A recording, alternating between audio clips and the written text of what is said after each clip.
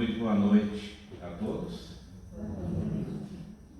Que o Cristo possa nos envolver nessa noite para que possamos tirar as melhores lições daquilo que nós vamos conversar aqui, né? Todos nós não vamos nos colocar como mentores ou coisa assim, né? Nós vamos ter um diálogo, né? Sobre justamente esse ser tão iluminado, esse irmão tão amoroso, que é o Cristo Jesus, né? O tema de hoje, a paz do Cristo, isso me veio à mente de falar sobre isso porque os tempos atuais são muito conturbados. Na realidade, a história humana é conturbada pelas guerras, pelas disputas de poder, de status. Se nós olharmos toda a história humana, e isso está muito claro, inclusive no Velho Testamento, né? O próprio povo hebreu era um povo extremamente guerreiro. No Velho Testamento, você vê lá a história do povo e que eles sempre estiveram em guerra.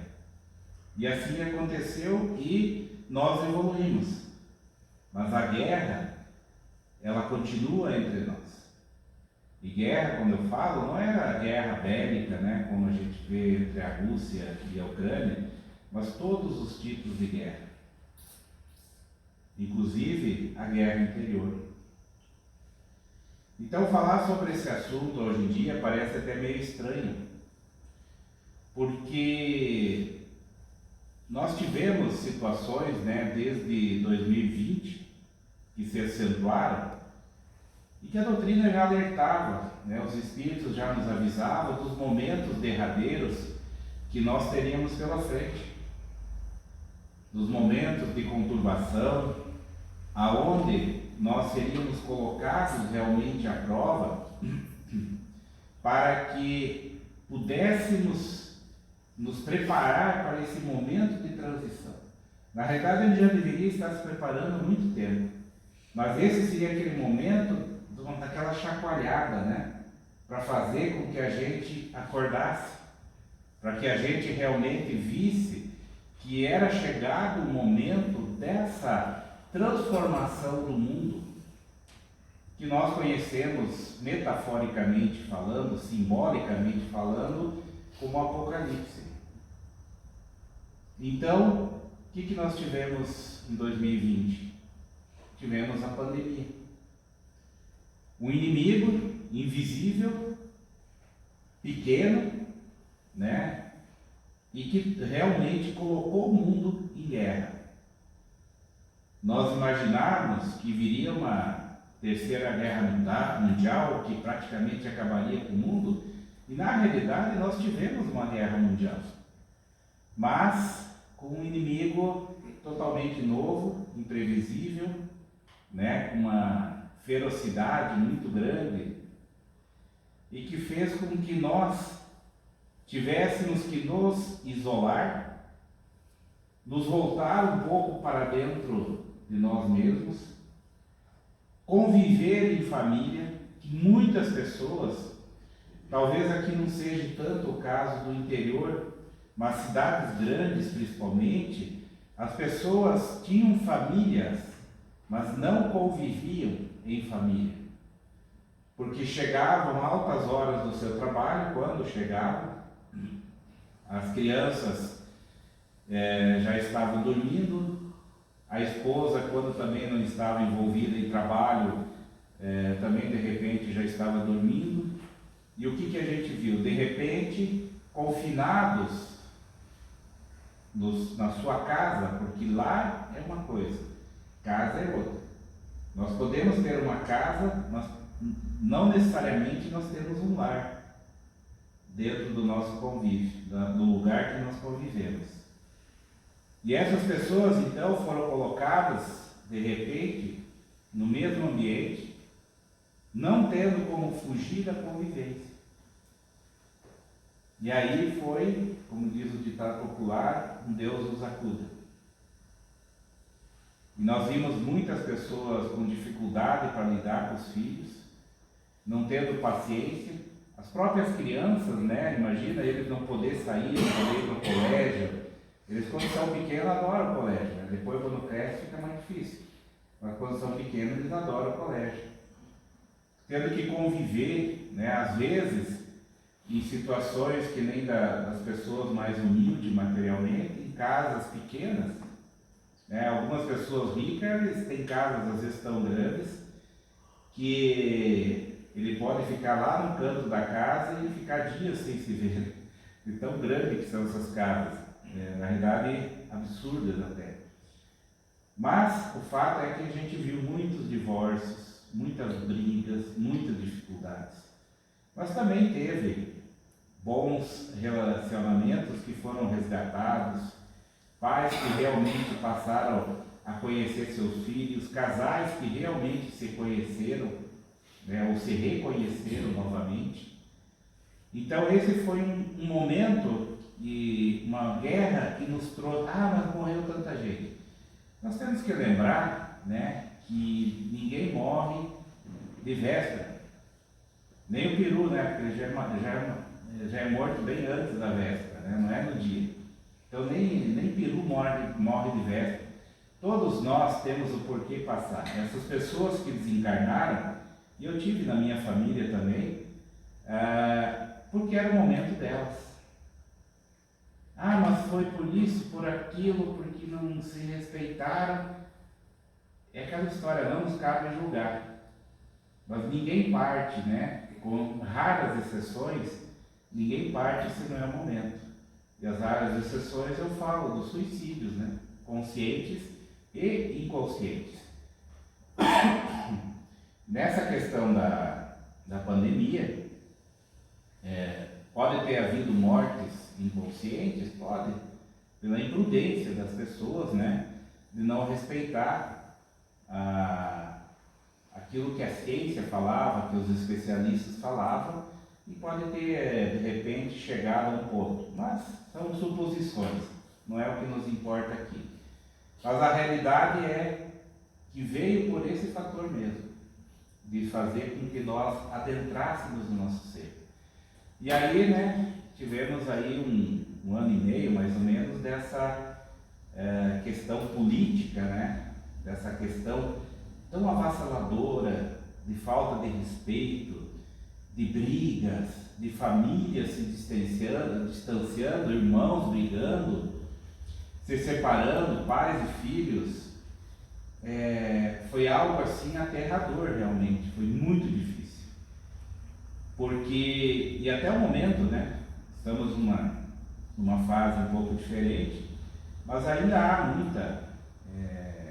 muita mágoa, muito ressentimento de uma coisa que faz parte da democracia, né? Isso é parte da democracia. E nós, como cristãos, né, nós temos que aprender a tolerar as opiniões diferentes, as opções diferentes.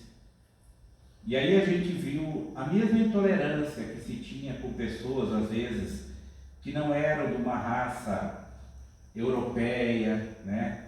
Com pessoas negras, com índios, aquela intolerância de nós acharmos, porque eu sou o homem branco, né?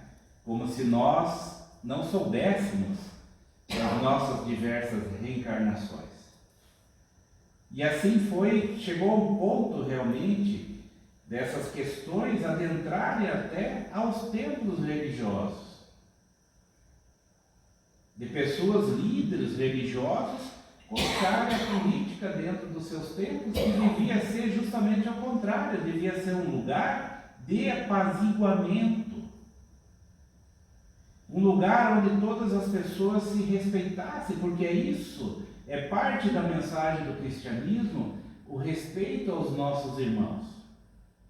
Isso é amar aos outros, amar ao próximo, é respeitar suas opiniões. Nem todo mundo é igual a nós, como se nós fôssemos perfeitos. E aí a gente viu, e a própria doutrina espírita, o movimento espírita não esteve isento disso. E eu fico pensando nessas horas, né, o que o Cristo diria para nós, se ele hoje voltasse aqui e encontrasse essa situação que nós vivenciamos? Cada um pode pensar. A minha primeira visão que me veio era justamente lembrando daquela passagem dos apóstolos que não conseguiam expulsar os demônios e que o Cristo fala para eles: homens de pouca fé. Por que homens de pouca fé? Porque nós vimos nas religiões em geral, inclusive espírita, pessoas desesperadas com as situações que estavam se vivenciando, seja pela pandemia, seja pelas questões políticas, esquecendo que os espíritos amigos já vieram trazer as mensagens de que o Cristo está no comando. E que Ele está no leme desse barco chamado Terra, desse processo evolutivo. E esquecemos, infelizmente, tudo aquilo que nós aprendemos, tudo aquilo que nós almejávamos em momentos difíceis de aplicar em nossas vidas. Logicamente, nem todos, mas essa é uma realidade. Então, o tema de hoje, justamente, é um convite, é um desafio, como quisermos encarar.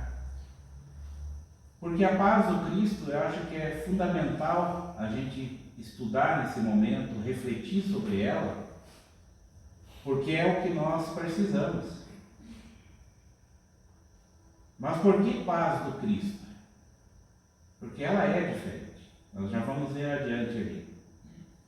Então é um convite que eu faço a todos nós, cristãos de maneira geral, não só espíritas, que nós realmente consigamos refletir e trazer para dentro de nós, pelo menos, um pouco dessa paz. Dessa paz que nos ajuda, que nos reconciliemos com os nossos irmãos.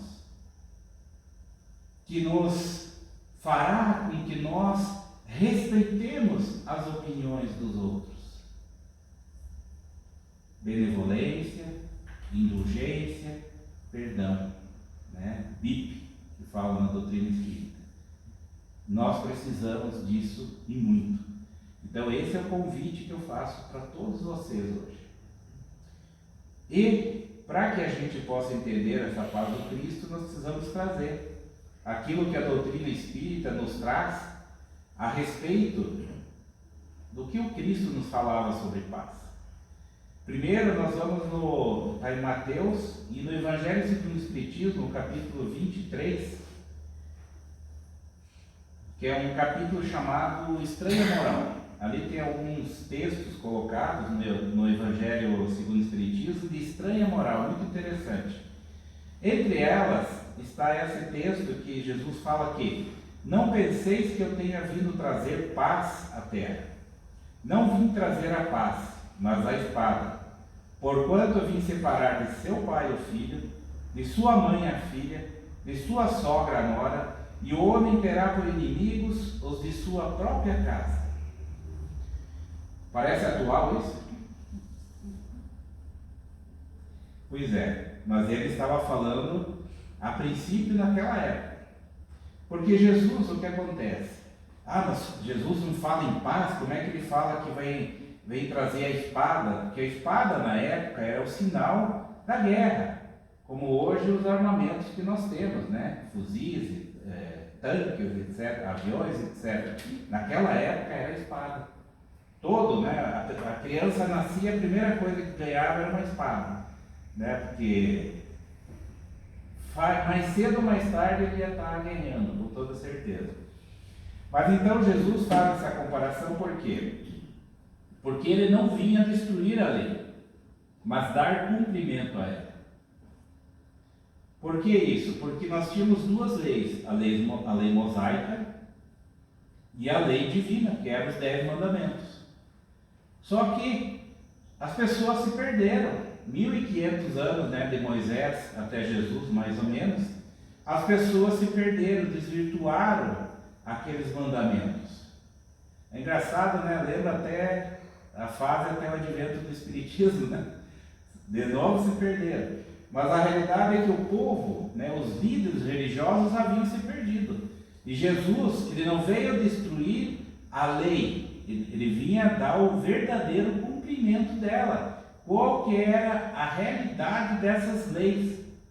Para que o povo novamente se aglutinasse diante da pureza evangélica dos ensinamentos divinos. Só que quando você traz uma verdade, porque o Evangelho é uma verdade eterna, você mexe com os interesses das pessoas.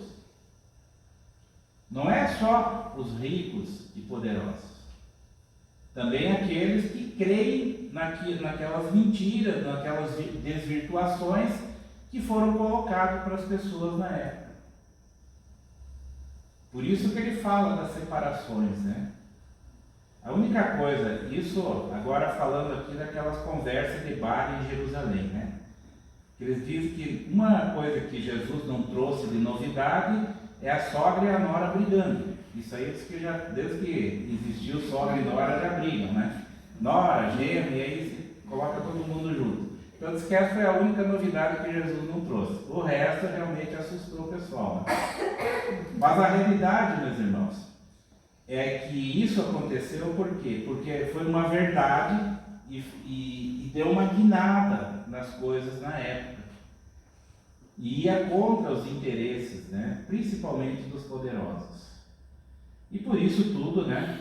Que fizeram de maneira que conseguiram. Eles acharam que, tirando a vida de Jesus, eles matariam os ensinamentos dele. Muito pelo contrário, né? Criaram realmente, como se diz, você cria um mártir, vamos dizer assim. Mas como é a verdade ela segue adiante. Agora, por que a gente fala isso aqui e parece tão parecido com os dias atuais?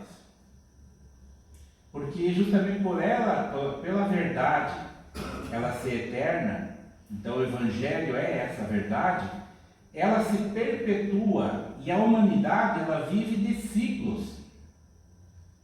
Há tempos em tempos nós repetimos alguns ciclos das suas maneiras diferentes, né? Com a sua tecnologia da época e coisa e tal, mas esses círculos, eles existem, nós andamos assim.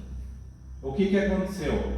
A mesma coisa aconteceu entre Jesus e o advento da doutrina espírita.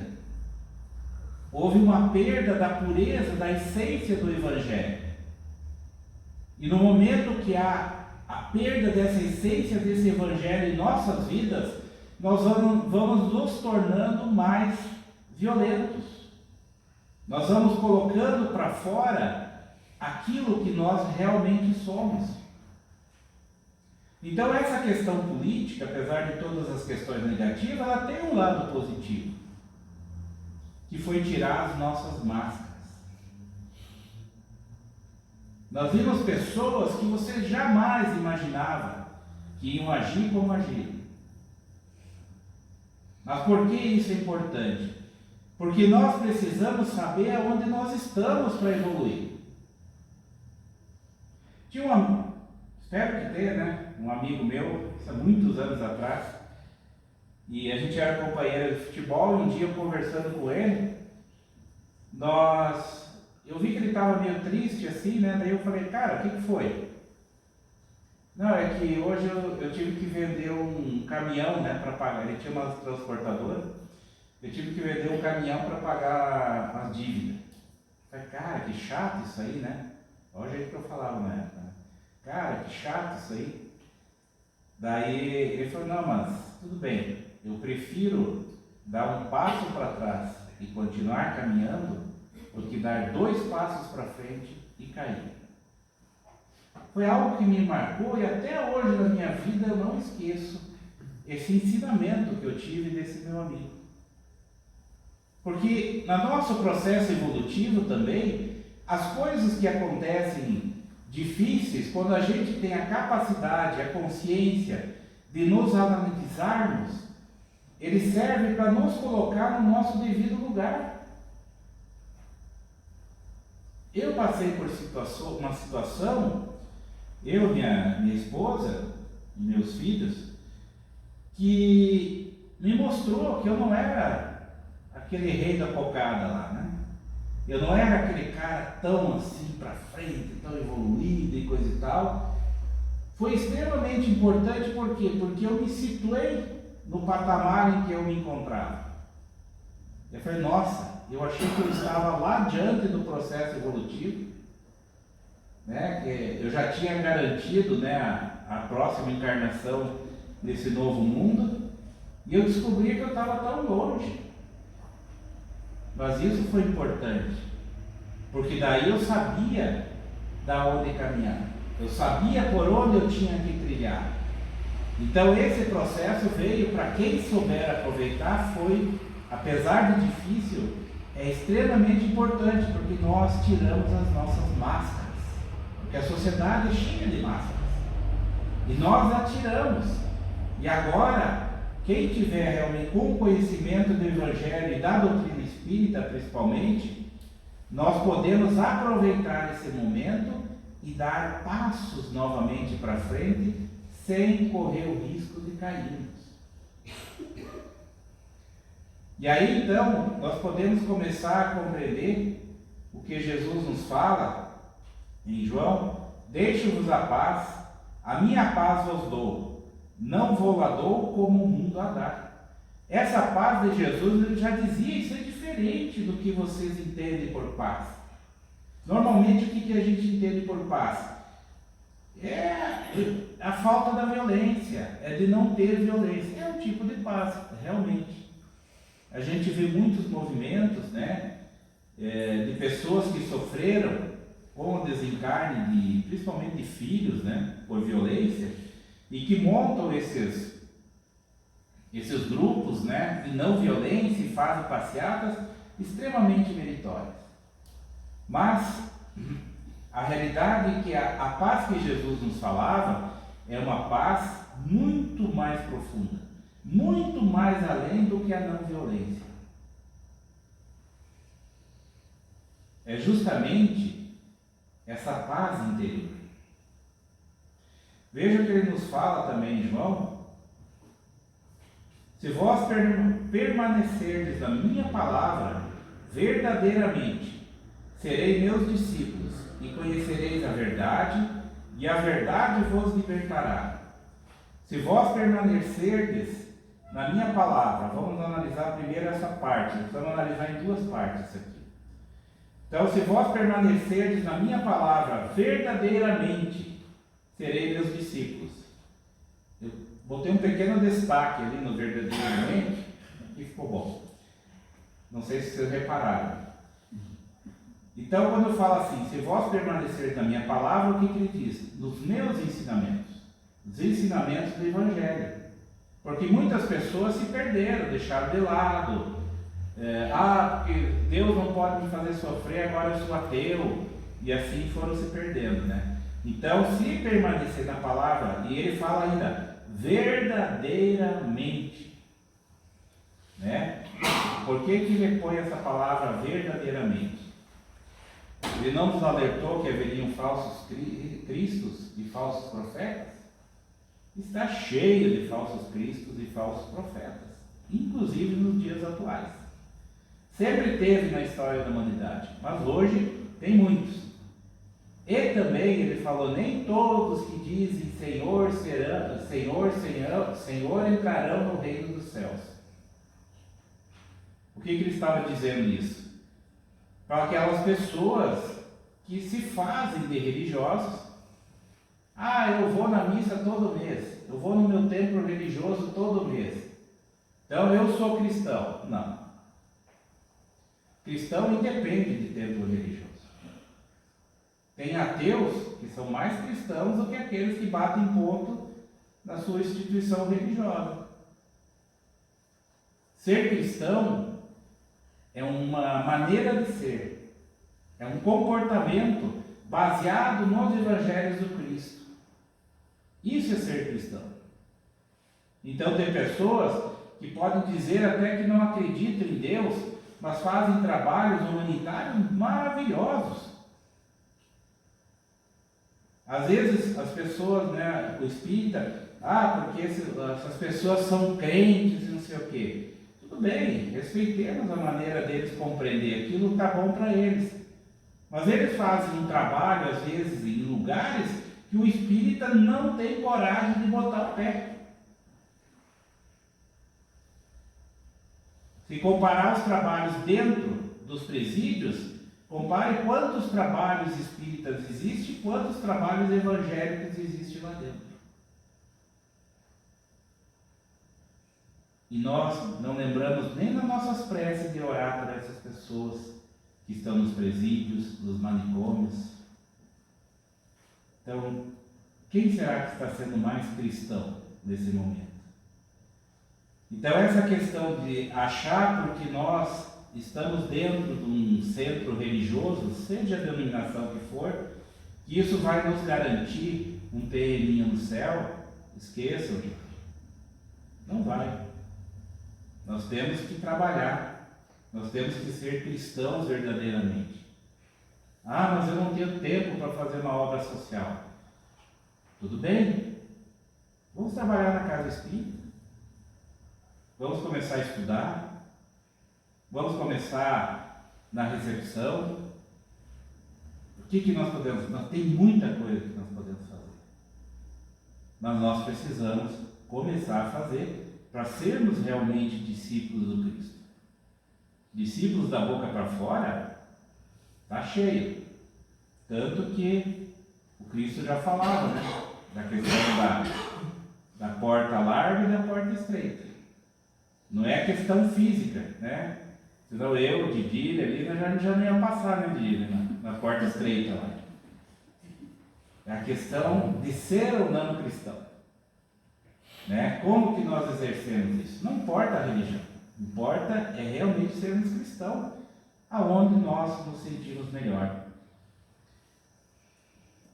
E ainda nos diz, nas instruções do capítulo 1 do Evangelho segundo o Espiritismo, que o Cristo foi o iniciador da mais pura, da mais sublime moral, da moral evangélica cristã que há de renovar o mundo, aproximar os homens e torná-los irmãos.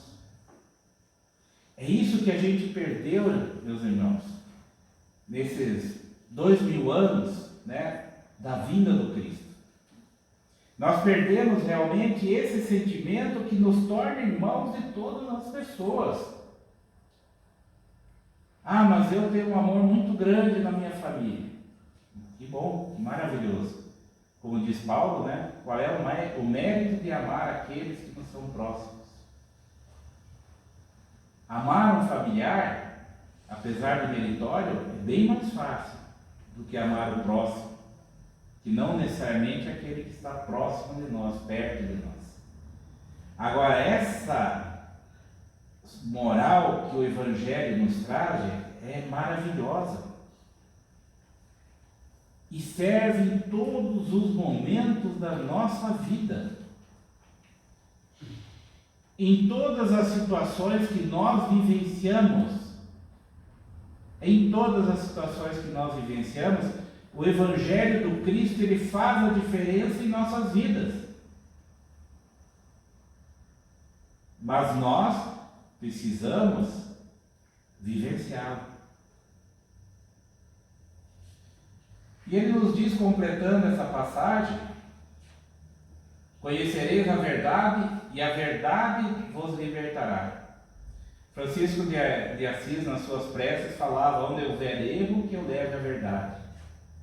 Por quê? Porque a verdade, ela é libertadora. Quando nós conhecemos a verdade, essa verdade nos liberta em todos os aspectos. Por exemplo, em termos de conhecimento. Quando alguém vem nos falar sobre um assunto que a gente desconhece, nós ficamos sob o jugo dessa pessoa. Por quê? Porque eu não conheço esse assunto. Eu sempre uso um exemplo da física quântica. Quem que conhece física quântica aqui profundamente? Vocês viram que nem eu levantei a mão. É a realidade. Então, qualquer pessoa que vier aqui falar sobre física quântica, nós vamos ter que ficar quieto e absorver aquilo como uma verdade, até que a gente procure informações e estude sobre essa física quântica. Ao momento que nós temos o conhecimento, nós podemos concordar racionalmente, como a doutrina espírita nos orienta, ou podemos até discordar daquela pessoa, porque eu estudei, eu conheci, então eu não dependo mais daquela pessoa para falar sobre um determinado assunto. Então isso me liberta. Isso que a verdade faz com a gente. E o conhecimento evangélico, quando a gente coloca junto a doutrina espírita, realmente se torna libertador. Porque nós temos, depois que você tem o conhecimento espírita, fica muito fácil compreender o Evangelho do Cristo. Mas até ter esse conhecimento, a gente tem dificuldade. E nós ficamos naquele acredita porque o padre está falando, porque o expositor está falando. Não, a doutrina espírita não quer isso. Ela quer o quê? Ela quer que nós raciocinemos, que nós aprendamos do nosso próprio esforço. E com isso nós possamos realmente fazer a diferença na nossa vida, nos libertando. Na questão religiosa é a mesma coisa. Nós ficamos presos por mais de 1000 anos com a questão, por exemplo, dos ensinamentos do Cristo, que só era de conhecimento dos religiosos, que só tinha as Bíblias feitas em latim.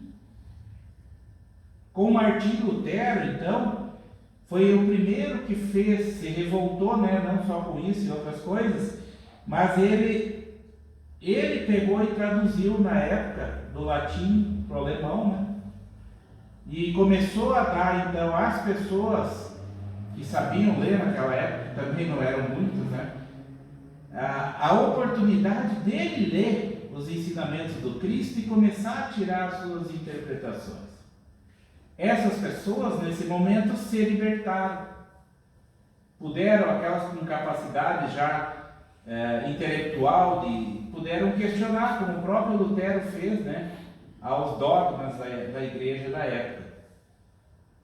E hoje também a doutrina espírita ela vem nos trazendo essa fé raciocinada, uma fé em que nós temos que trabalhar, estudar para tirar as nossas próprias conclusões, isto é, conhecer a verdade, mas do nosso ponto. Por isso que o espírita está sempre estudando, para que ele possa compreender esses ensinos. Mas eu já fiz todo o ESD. Então faça de novo, porque você vai aprender mais coisas que você não aprendeu da primeira vez. A doutrina espírita a gente está estudando há anos, Estamos há anos estudando e ainda temos coisas para aprender. É impressionante aquilo que você refaz no curso e que você vai aprendendo. Então, esse conhecimento nos liberta. Então, e por quê? Porque ele fala em verdade. Porque esse conhecimento é a verdade, aquilo que eu falei no início. Que o Evangelho é a verdade. E, consequentemente, como nos diz o Espírito Camilo, na psicografia do nosso querido Raul, no livro A Carta Magna da Paz, ele nos diz que a verdade é a rota da paz. Porque, lembra que eu comentei mais no início, que nós nos perdemos nesse caminho e nos tornamos violentos? Aprendendo o Evangelho do Cristo, nós começamos a apaziguar o nosso ser. Nós começamos realmente a apaziguar o nosso ser. Por quê? Porque a gente compreende a verdade. A gente entende a questão de como que funcionam os processos da lei divina. É aquela história, por que nós estamos sofrendo aqui? A gente entende o porquê nós estamos sofrendo. O espírita gosta de sofrer. Não é que gosta, mas ele entende. Então, aquilo começa a desenvolver dentro de nós essa paz. Por quê? Porque a gente, assim como compreende a nós mesmos, nós começamos a compreender ao nosso irmão. Por que aquele irmão age de tal maneira? Nós entendemos, porque não quer dizer que sejamos coniventes com os atos deles. Não é ser conivente, mas nós entendemos por que aquele irmão está no erro, por que ele está cometendo esses desatinos, né? Tanto que o Espírito de Verdade, no capítulo 6 do Evangelho segundo o Espiritismo, nos fala: espíritas, amai-vos, este é o primeiro ensinamento, instruí-vos, este é o segundo.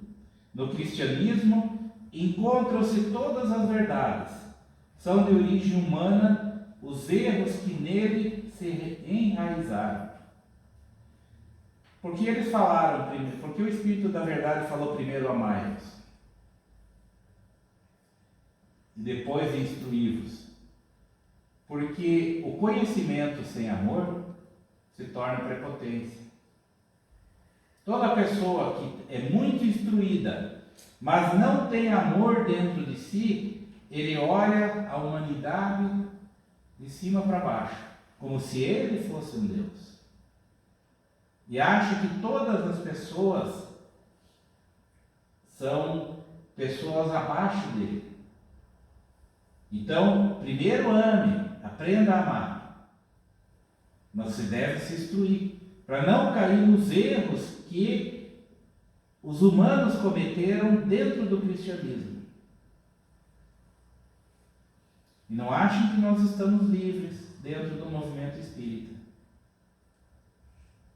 Nós temos pessoas que fizeram outro movimento que não querem a parte religiosa, que acham que o espiritismo não deve ter parte religiosa. Sendo que Kardec falou do tripé: ciência, filosofia e religião. Fora isso, não é espiritismo, Kardec falou. Mas a prepotência faz com que as pessoas achem que eles podem tirar um dos pés do tripé. Se não tiver encostado na parede, o que acontece com o tripé? Alguém tem ideia? Fica em pé? Não fica. Pois é. Outros acharam que a doutrina espírita ela é política, que ela tem que entrar na política. Olha, muitas religiões aí que entraram na política, e olha o desastre que está sendo. Né? Não devemos misturar as coisas. Então, nós precisamos dessa instrução, mas com amor. Porque o amor faz esse balizamento, para que a gente possa ter equilíbrio e não cometa os erros. Que a hora que a gente vai tomar uma decisão, a gente realmente pense: o que o Cristo faria nesse momento? O que o Cristo? Porque ele teve que, em diversos momentos, tomar as suas decisões. O que o Cristo... mas nossa, eu sou tão pequenininho diante do Cristo. Eu fico horrorizado com essa falsa humildade. Isso aí não é falsa humildade. Isso aí é querer fugir da responsabilidade. Tem muita gente dentro da doutrina espírita, infelizmente, que faz isso. Eu sou tão pequenino. Para, gente. Nós já estamos aqui dentro da doutrina espírita, nós estamos aqui estudando, nós já estamos pelo menos uma unha do dedão. Pode ser meio sujinha ainda na unha, né? Mas pelo menos já somos alguma coisa, né? Então nós temos que tomar cuidado, mas isso o amor balanceia. E também, na introdução também do Evangelho segundo o Espiritismo, ele nos fala que o amor está por toda parte da natureza, que nos convida ao exercício da nossa inteligência. Até no movimento dos astros o encontramos. É o amor que orna a natureza de seus ricos tapetes. Ele se enfeita e fixa a morada onde se lhe depararem flores e perfumes. É ainda o amor que dá paz aos homens. Calma o mar, silencia os ventos e soma a dor. Olha que uma poesia praticamente linda, né? E aí está a grande questão. Por que o amor de Jesus, a paz de Jesus era diferente. Porque ele tinha esse amor por todos os homens. Jesus foi o formador que coordenou toda a formação do nosso orbe terrestre. Antes até, né? Porque sempre se faz um planejamento. Você não vai construir uma casa só no olho, né? Você, no mínimo, um planejamento mental você faz. E ele estava à frente, cuidando de todo esse planejamento. Ele conhece cada um daqueles que estão reencarnando aqui. E ele ama a todos indistintamente. Por isso que ele tem essa paz, meus irmãos. E aí, eu me lembro, temos tempo?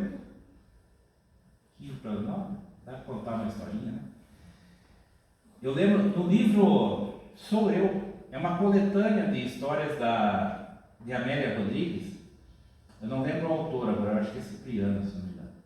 Crispino, uma coisa assim. E ele traz, até eu fiz uma palestra muitos anos atrás sobre isso, que eu achei a coisa mais linda do mundo. Mas num dos textos, ele fala, numa das partes, ele fala justamente do momento em que os soldados vão para prender Jesus. Então a gente conhece a história, que Judas dá o beijo, não sei o que, não sei o que. Mas o que chega lá, os soldados, e aí Jesus chega até eles, que deseja? Estamos procurando Jesus de Nazaré. E ele com aquela voz, sou eu. O guarda não acredita. Aquela figura, como diz outra, pequena, esquálida, né?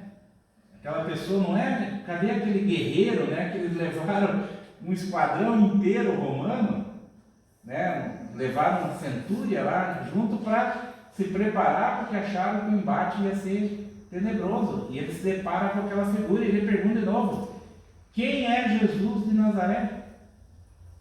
E Jesus responde: sou eu. E ele ainda continuou não acreditando. E ele pergunta novamente e Jesus responde: sou eu. Então, nesse momento, né, a gente sabe da história que Pedro, né, saca da sua espada e decepa a orelha. Falam do soldado, né? Amélia nos relata que foi a orelha de Malco. Malco era um discípulo dos fariseus, dos senhores da lei, que estava lá justamente para acompanhar todo aquele movimento, para relatar para os seus senhores depois. Então Jesus admoesta a Pedro: Pedro, quem com ferro fere, com ferro será ferido. E Pedro então para e guarda a sua espada. E ele então leva a sua mão à orelha de Malco e a cicatriza. Eu sei que a história relata que reconstituiu. Amélia nos fala que ela cicatrizou o ferimento. Ele cicatrizou o ferimento dele. Mas não é o que nos importa. Então Malco, né, daí depois disso, entrou até em desgraça, porque naquela época a pessoa com uma amputação como essa era considerada uma pessoa sem moral, desgraçada. Então tudo aquilo que ele tentou durante a sua vida, trabalhando, puxando, né, puxando o ego dos seus senhores, ele perdeu tudo. Mas o que nos importa aqui é que Jesus também, além de não reagir, além de não permitir que Pedro reagisse, cicatrizou a ferida de Malco e ainda se entregou tranquilamente nas mãos dos soldados. É uma passagem maravilhosa que nos demonstra justamente essa paz. Jesus era um espírito pacífico. Essa é a grande diferença, que nós não vamos conseguir, nessa reencarnação, nos tornarmos pacíficos. Mas nós podemos nos tornar brandos. Bem-aventurados os brandos, porque herdarão a terra. Quer dizer, os brandos são aqueles que ficarão na Terra nesse próximo processo evolutivo. Nós temos ainda alguns rompantes de violência, até temos, mas são tênues. Se não tivéssemos, nós seríamos pacíficos. Bem-aventurados os pacíficos, porque serão chamados filhos de Deus. São só eles filhos de Deus? Não. É no sentido de que quando nós estivermos pacificados como Jesus e seus trabalhadores de luz, nós estaremos próximos, conectados com Deus. É isso que se entende, serão chamados filhos de Deus. São aqueles que cumprem as leis divinas na sua essência, na sua pureza, e que fazem um trabalho de amparo a todos os irmãos da retaguarda. E ainda, Emmanuel nos fala que não basta fazer do Cristo Jesus o benfeitor que cura e protege. É indispensável transformá-lo em padrão permanente da vida, por exemplo, e modelo de cada dia. Questão 695 do Livro dos Espíritos. Jesus é o guia e modelo da humanidade. E é isso que nós temos que ter em nossas vidas, meus irmãos. Nós temos que ter essa passividade de Jesus. Talvez não consigamos, eu duvido muito que cheguemos ao pé de Jesus em termos de sermos pacíficos, mas nós podemos nos tornar brandos. Nós precisamos ter esse Jesus na nossa vida. E quando eu falo, não estou falando da pessoa Jesus. Ah, eu gosto, eu amo Jesus. Mas você segue os ensinamentos dele? Desculpe. Se eu não sigo os ensinamentos do Cristo, eu não amo ele. Então, nós precisamos pegar, entender esses ensinamentos do Cristo e colocar em nossas vidas. Mas é tão difícil, é tão complicado. Por isso que ele está como guia e modelo. Assim como os nossos filhos, quando eles adentram a convivência na sociedade, eles precisam ter guias e modelos da sua casa, da sua família, da sua religião, para que eles não se percam na sociedade. Nós também, espiritualmente, nós precisamos ter um guia e modelo de maneira que nos mostre qual que é o caminho certo. De nós sabermos quando recebemos aquelas provações em nossas vidas e nós saber qual caminho trilhar. Por mais que isso nos indigne, por mais que isso nos revolte, mas nós temos que lembrar nessa hora de Jesus. O que Jesus faria se estivesse no meu lugar? E a partir daí, meus irmãos, no momento em que nós conseguimos colocar essa pergunta e, consequentemente, começarmos a trabalhar esse Evangelho do Cristo em nossas vidas, nós veremos que, finalmente, as sementes do Evangelho do Cristo estão desabrochando em nós. E nós nos sentiremos mais felizes, mais alegres. Ainda passaremos por dificuldades, mas essas dificuldades, elas serão mais amenas porque nós sentiremos o Cristo com as suas energias benéficas ao nosso lado, nos envolvendo, nos amparando. E quando lembramos que acima do próprio Cristo existe Deus, nosso Pai, de suprema bondade, amor e justiça, e que Ele tem reservado para nós uma morada próximo dEle, nós entendemos a grandeza desse amor infinito, desse amor que criou os céus, as estrelas, nessa perfeição absoluta, que nos deu esse mundo maravilhoso, que o enfeitou de flores, de pássaros, para que nós aqui pudéssemos evoluir, para que nós pudéssemos aqui ter a probabilidade de vencermos as dificuldades, e a principal dificuldade que é o nosso próprio comportamento. E ainda, esse Pai amado, através desse Cristo, desse irmão tão generoso, Ele nos trouxe a prece como um contato para que nós, nos momentos difíceis, possamos elevar a nossa mente, o nosso coração e nos conectar com essa espiritualidade superior, nos conectar com esse amor de Deus e de Jesus por nós.